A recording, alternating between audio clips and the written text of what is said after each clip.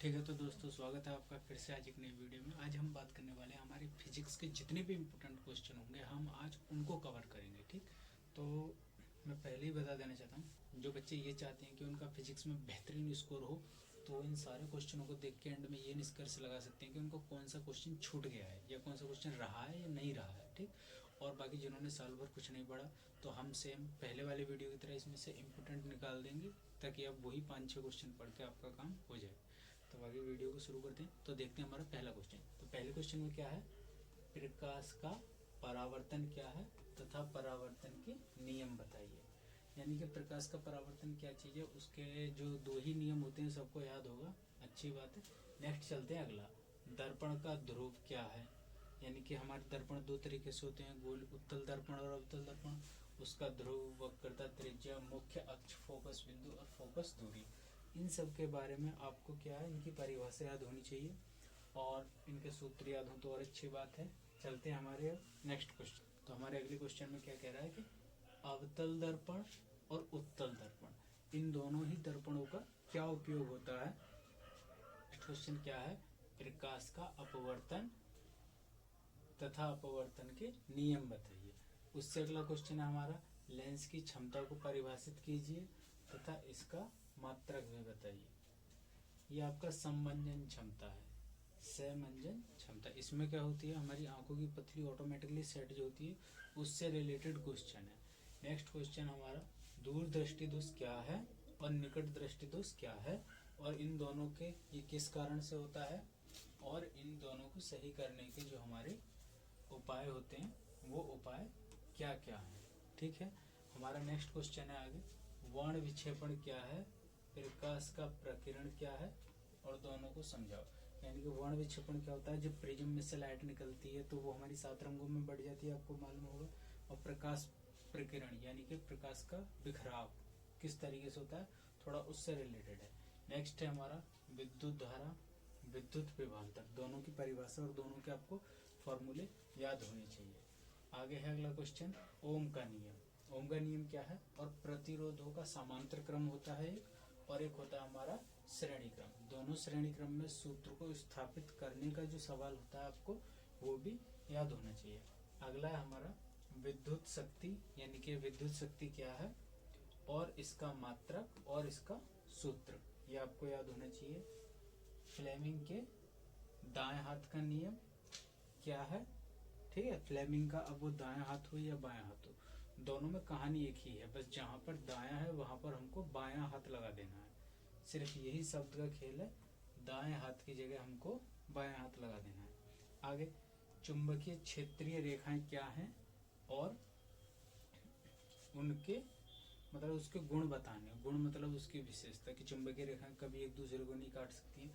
ये सारे क्वेश्चन आपके नोट्स वगैरह में होंगे या फिर आपके मॉडल वगैरह में होंगे, तो आप इनको वहां से देख के कर सकते हैं। अच्छा, अब बात कर लेते हैं हम उन बच्चों के बारे में जिन्होंने साल भर कुछ नहीं पढ़ा, वो इनमें से कौन कौन सा क्वेश्चन करे ताकि उनका पास हो जाए आराम से। ध्यान से देखते हैं, जो बच्चे जिन्होंने साल भर कुछ नहीं पढ़ा वो कौन कौन सा क्वेश्चन देखेंगे, तो बहुत ध्यान से देखना। तो आपको इसमें से क्वेश्चन नंबर 7, क्वेश्चन नंबर 7, और इससे आगे है आपका ओम का नियम। ओम के नियम में सिर्फ इतना, ओम का नियम क्या है और इसका जो है सूत्र है आपको वो स्थापना कर लेना, आगे तक आप नहीं कर पाएंगे। ठीक है, और इसके बाद में जो हमारा क्वेश्चन नंबर जो है 14 है, चुंबकीय क्षेत्रीय रेखाएं क्या हैं तथा उनका सूत्र। 3 क्वेश्चन ये हो गए। इससे आगे हमारा उत्तल और अवतल दर्पण, यानी कि इनके उपयोग, आपको इनका उपयोग आना चाहिए। ठीक, और इससे अलग एक क्वेश्चन ये है, प्रकाश का परावर्तन क्या है और इसके नियम। इन 14 क्वेश्चनों में से 1, 2 और 3, 5, ये 5 क्वेश्चन अगर आपको याद हो जाएंगे तो इससे आपका काम हो ही जाएगा। तो आपके ये समझ में आ गया होगा कि आपको इन 14 में से ये जो 5 क्वेश्चन मैंने बताए आपका इनमें से काम हो जाएगा। अब कुछ और चैप्टर हैं, कुछ और क्वेश्चन है, अब उनको भी देख लेते हैं आगे।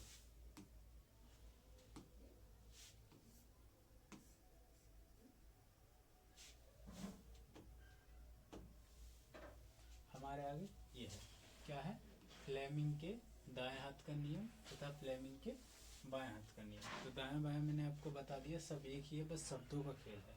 हमारा नेक्स्ट क्वेश्चन है पारिस्थितिकी तंत्र क्या है तथा इस शब्द की खोज किसने की थी। एमसीक्यू में आता है हर बार। अच्छा, पारिस्थितिकी तंत्र में जैविक घटक और अजैविक घटक के बारे में बताइए। क्या है, उदाहरण दे सकते हैं। इसके बाद उत्पादक, उपभोक्ता और अपघटक उदाहरण सहित समझाइए। नेक्स्ट क्वेश्चन हमारा आहार श्रृंखला यानी कि फूड चेन। नेक्स्ट क्वेश्चन है 10% का ऊर्जा प्रवाह का नियम क्या है। आगे है हमारा ग्रीन हाउस प्रवाह या हरित गृह प्रवाह क्या होता है, इसके उत्तरदायी गैसों के नाम, यानी कि किन गैसों से ये हमारा बढ़ता है, थोड़ा उसके बारे में है।